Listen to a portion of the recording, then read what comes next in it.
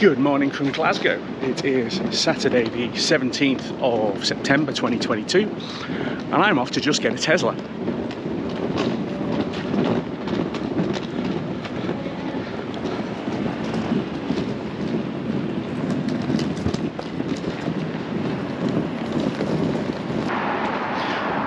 I've actually been away on business all week in Romania, so I'm collecting the car on my way home, which is up in northern Aberdeenshire. So technically this collection trip started yesterday morning very early in Cluj-Napoca and has taken me to Berlin to change planes before getting to Glasgow yesterday.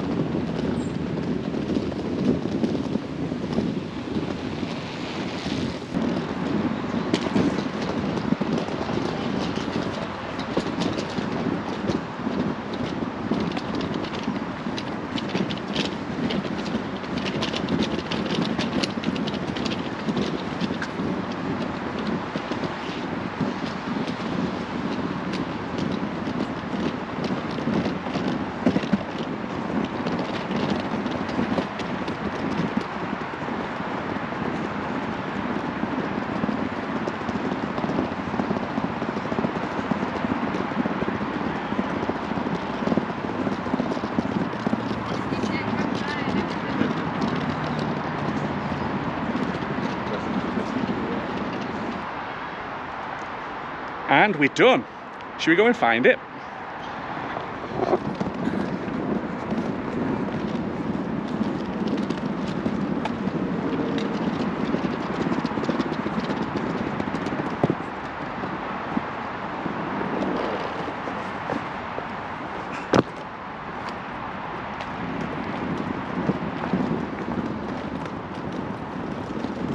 Here she is.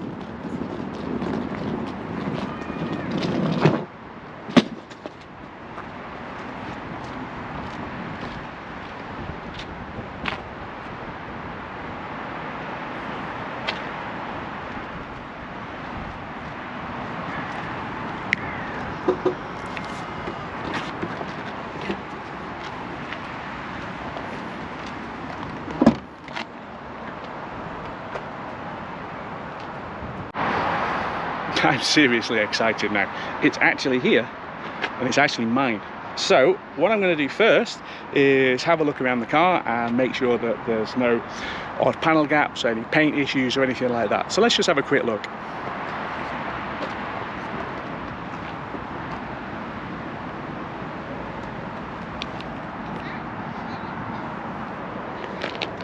A couple of wee bits of dirt, nothing more than that. Again, dirt. Yeah. But they are parked outside, so you can understand why that'd be.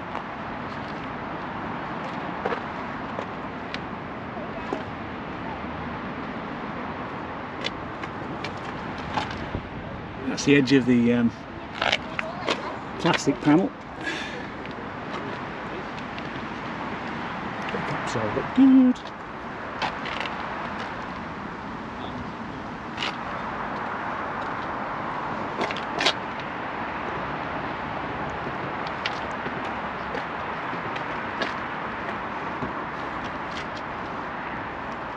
Is that a bug?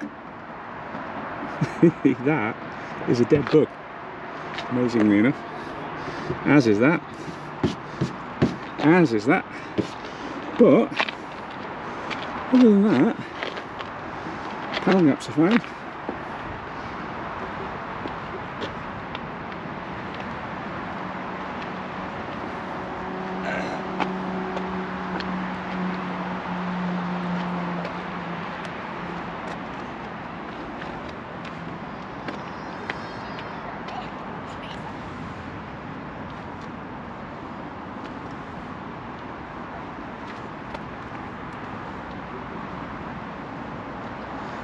No, I think outside the car, everything is absolutely spot on.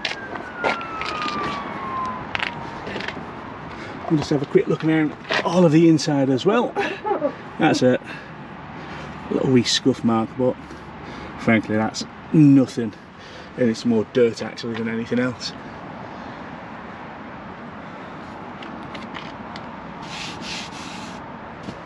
I'm not a big fan of the plastic wood, if I'm honest.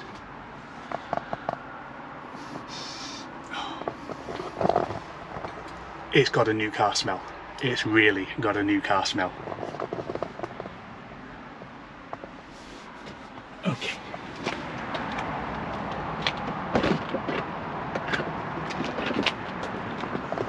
And again, we're just checking around absolutely every last little wee bit. Odd little bits of dirt here and there. Nothing more than that. Seats are immaculate. God, I love the roof. Let's show you.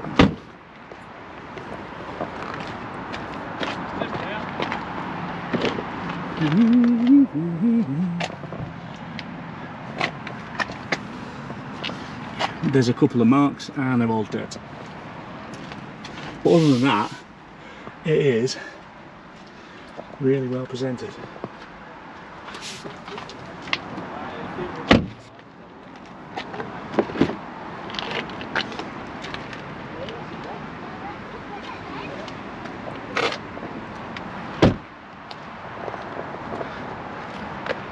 We're happy with that.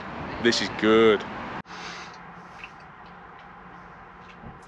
I'm just setting up all the different things you need to do when you first get a Tesla.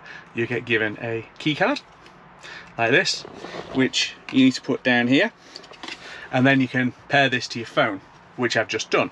So this is going back in my wallet. To be fair to Tesla Glasgow, they have really sorted me out here. I asked them if they could fully charge the car and they nearly have. So we've got 289 miles of range, which is brilliant. I think we've got to do 255, so I will give it a top up in Fort William. We're on the way past. Other than that, I'm just going through a few different settings. So we want auto steer on, definitely. Set a speed limit. You can set it to speed limit or to your current speed. So this is for when you engage autopilot and you hit traffic aware cruise. I don't want it set to the speed limit because it'll start accelerating. I want it set to the current speed. I learned that when I was doing the test drive. Automatic blind spot cameras, yes, we want those on. And again, the blind spot warning chime, yes, absolutely. Speed limit warning, yeah, we'll have it to display, so it'll flash up on the screen if we're going too fast. And the speed limit, we'll have relative, so we'll offset it to +3 miles an hour because cars often overread the speed limit. So it says you're doing 50 when you're really doing 48. And lane departure avoidance, I'm going to set to warning. And the reason why I'm doing that is because on a lot of the more rural roads that we have in Aberdeenshire, you are really going to struggle with keeping lane departure on because sometimes you're going across, there's not really much of a line, or you're rumbling across it. So, what exactly is green traffic light chime? A chime will play when the traffic light you're waiting for turns green. I don't think we need that on. I have eyes. Let's see what else we've got. Locks. I have just set my phone up as a key. Child locks off. Window locks off. Walkaway door locks on. Yes, we want that. Unlock on park. Absolutely. I believe I've got it set on automatic locking. When we go, car left open notifications. We're going to exclude home, and we'll have it as doors and windows, basically just in case we actually leave something open. Lights are on auto. Dome lights are on auto. Ambient lights. I'm not sure what that does, but it's switched on. Headlights after exit I don't need. Steering wheel lights, yes, we definitely want those. Display auto, brightness auto, which is set to. Screen clear mode, yeah, we don't need that. Region format, time, 24 hour. So was it? We're not American, we don't want it set on 12 hour, 24 hour, thank you. Energy display, distance, yeah, we'll have that. Miles, Celsius, okie dokie. So trips, it's not going to tell me any of that because we haven't actually gone anywhere, but we're going to reset both trips down to nothing. And look, it's done 6 miles, literally 6 miles. Right, navigation. Okie dokie. So, do you agree to collect data for online traffic data? Yes. Yes, we do. So, that's all of the navigation stuff. Safety. Allow mobile access, allow key driving. Yes, absolutely. Sentry mode we're going to do later. Dash cam we're going to set auto because we like the dash cam. Format the USB drive. Let's just flash the drive in case it hasn't been done. Okay, that's good. Joe mode. I'm going to have to tell you the story about Joe mode at some point in the future. But do I want to reduce the volume of the chimes? Actually, yes, I do, because sometimes... Actually, no. I'll do that one later. Pin to drive we don't need. Glove box pin we don't need. Software. Apparently there's a software update. We don't want to do software update yet. So, we need to do Bluetooth and pair the phone. Yeah. Add new device. Start search. Okay.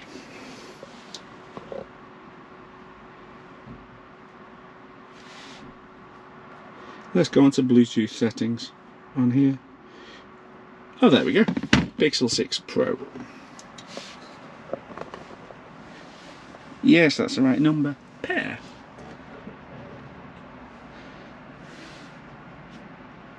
Okay, that's now paired. Yes, we want it as the priority device, absolutely. Sync messages, yes. Chime on new message, yes. Yeah, let's do all of that. Okie dokie.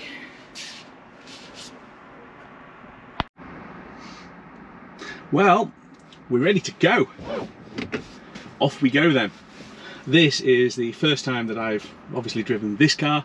I've only driven Teslas for less than 2 hours so far, and my last test drive in a Model Y was back in March, and it's now September. So let's go. This is going to be exciting. Off we go.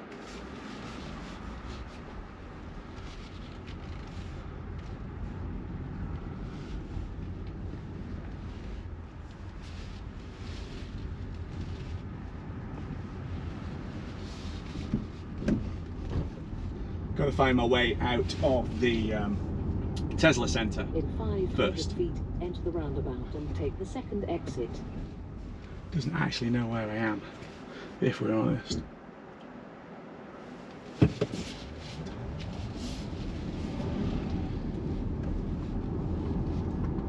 I've got the acceleration on chill to start off with because I don't really want it to go completely nuts. Let's change the map so it's not got vertically up. That's much better. I love how when you put the indicators on, it shows you the camera on that side, so that I can see what's actually happening when we go around the bend. That's a really cool feature. Honestly, this is I can't quite believe that I've actually got this. This is absolutely stunning. So again, I've got the camera now showing me the curb on this edge, and away we go.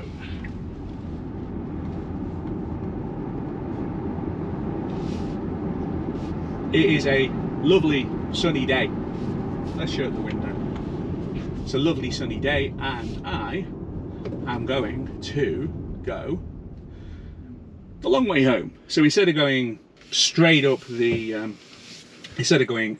road past Dundee towards past Aberdeen, instead I am going up to Fort William, where we'll give it a little bit of charge, and then carry on through Speyside, Aberlour, and then up to the north coast, Banff, and then to my home in Newport Sligo.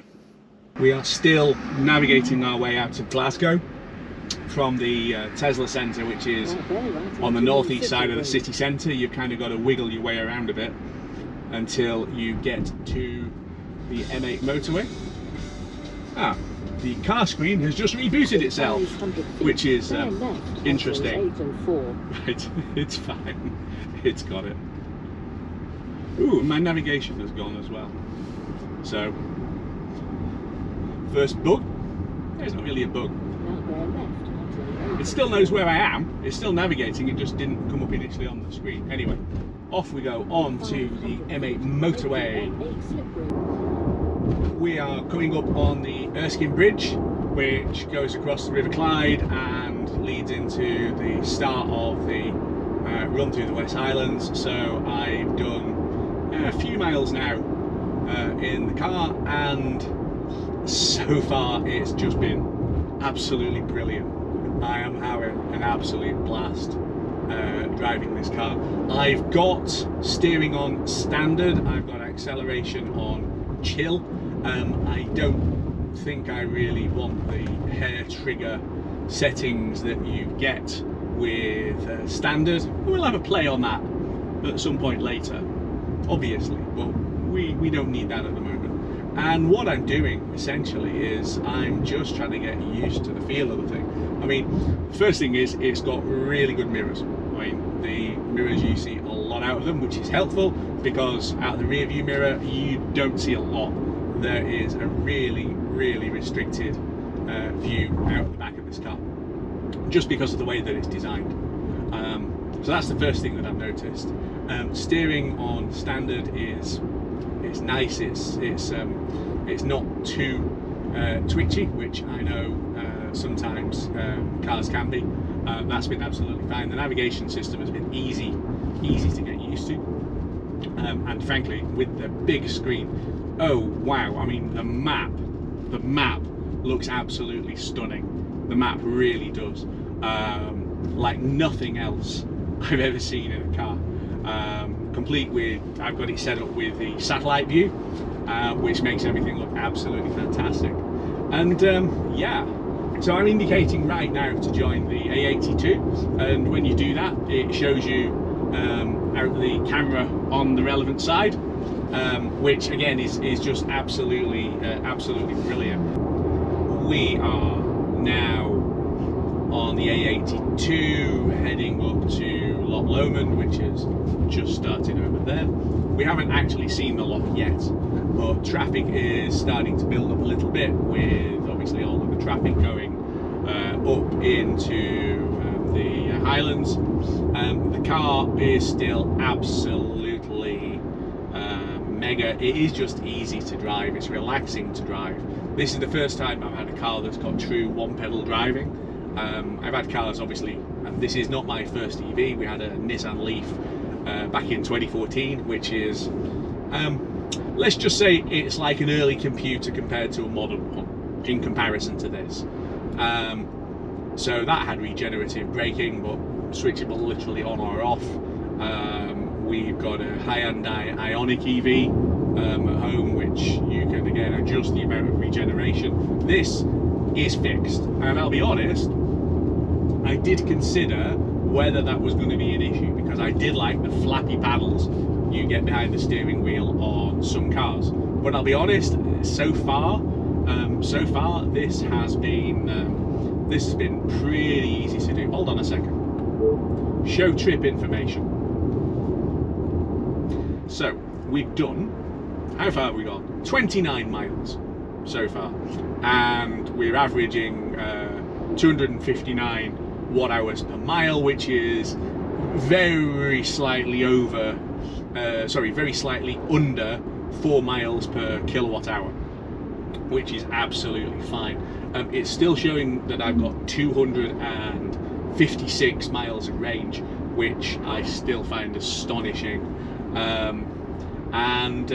Yeah, this is a beautiful day to be driving through some of the most beautiful parts of Scotland in my brand new Tesla, and I'm grinning like a Cheshire cat, because honestly I still can't believe that I've got this, and it's just mega.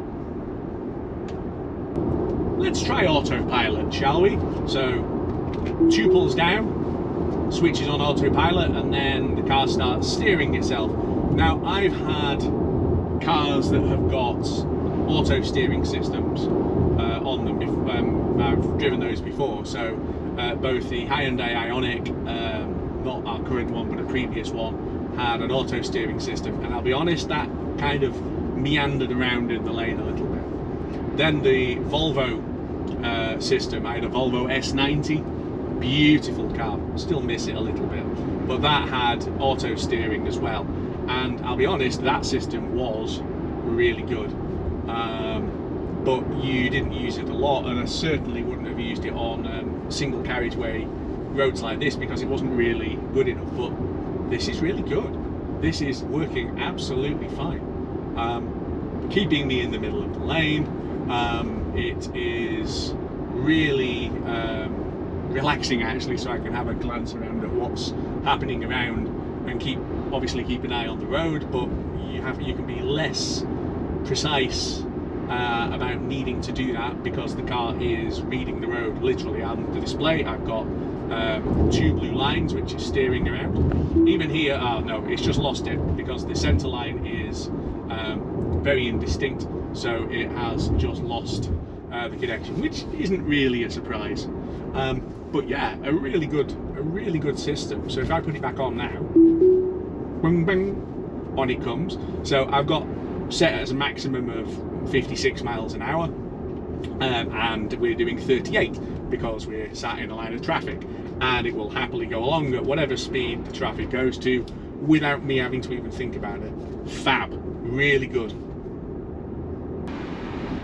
We're north of Tarbert, where the road runs directly along the shore of Loch Lomond, and it's really narrow, it's twisty. There are stone walls that stick out and have obviously been bashed, but the nice thing is that you can watch everything. I've put the mirrors, not mirrors, I've put the cameras on the screen, so you can just glance down and see exactly how close the walls are to the left side of the car. There's also a graphic thing on the screen that shows you yellow, amber and red semicircles along the back of the car, dependent on how close you are.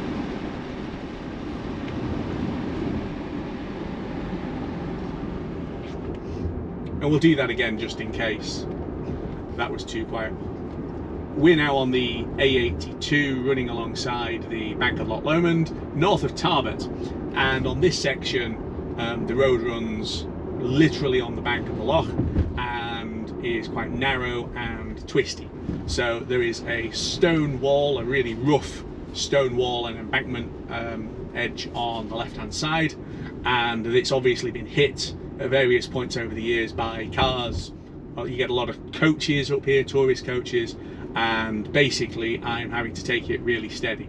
Now what Tesla offers, which makes this easier than it might be on other cars, is 2 things. First of all, you can stick the cameras on, so I've got the cameras now showing on the screen, and that means I can glance down and see exactly how far I am from the walls on the left hand side, and also you get a graphical picture on the car image which shows you how close its sensors show various objects to be. So it will show you yellow, amber and red semicircles basically around the edges of the car if it thinks you're getting too close to something. So a combination of those 2 things, plus obviously the Mark 1 eyeball, which is used to driving cars, means that I can navigate my way along this road, which is a bit tricky in places, without too many problems. Now I say it's tricky in a few places.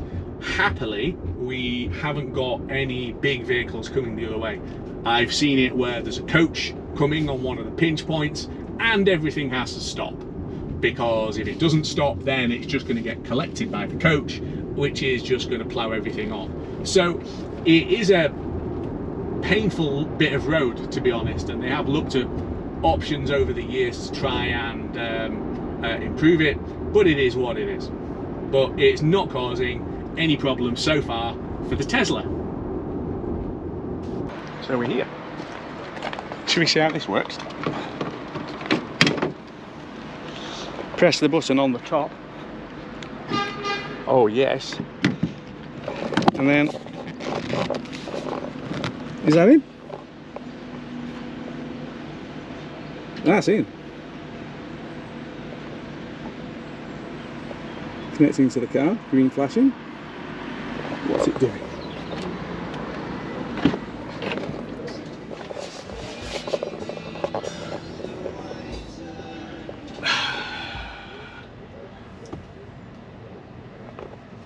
Hang on.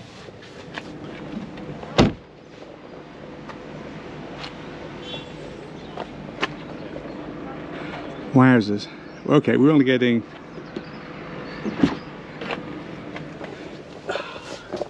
okay, how do we charging? Okay, 47p a kilowatt hour, but it is charging. Oh, is it 50? No, I'm not sure it's 47p a kilowatt hour either way.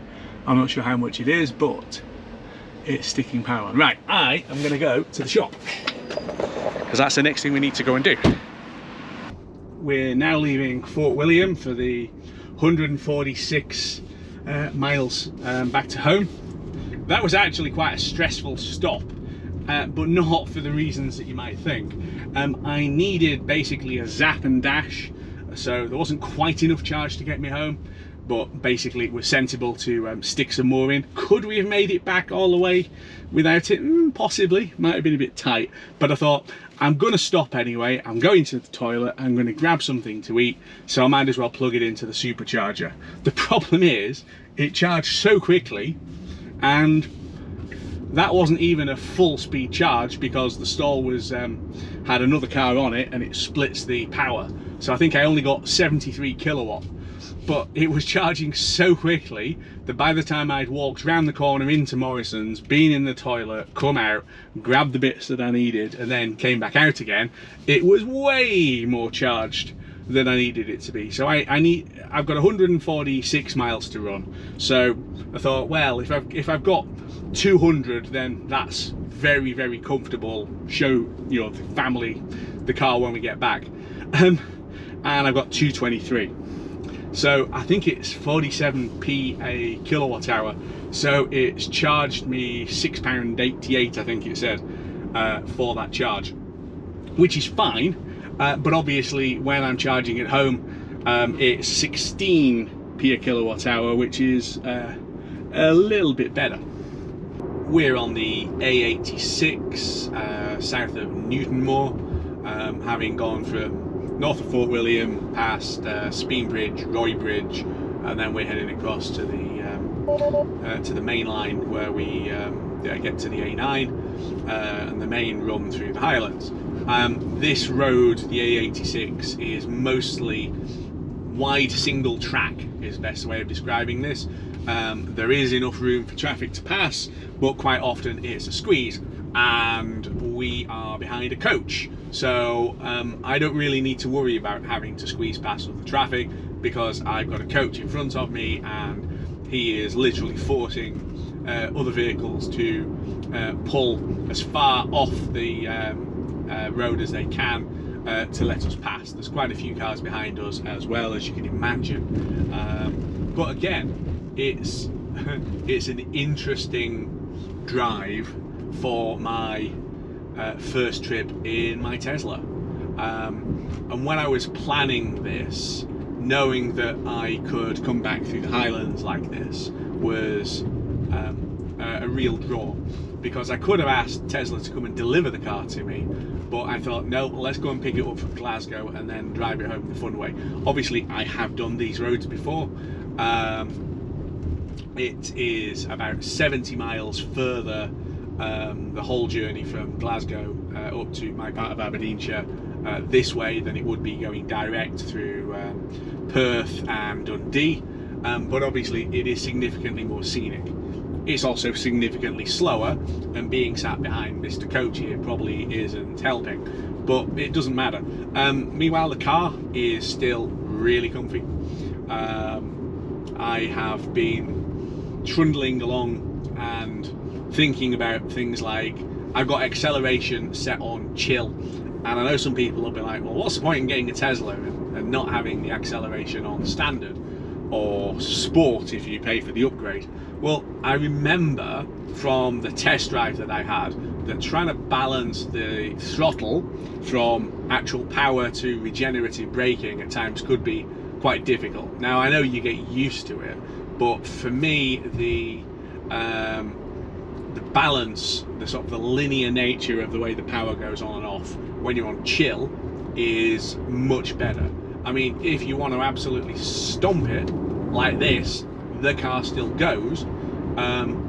You just the car is now shouting at me for the left-hand lane, well, the left-hand side of the road where there's a solid white line. The reality is, on this road you don't really have a choice but to go onto it sometimes because of passing traffic coming the other way.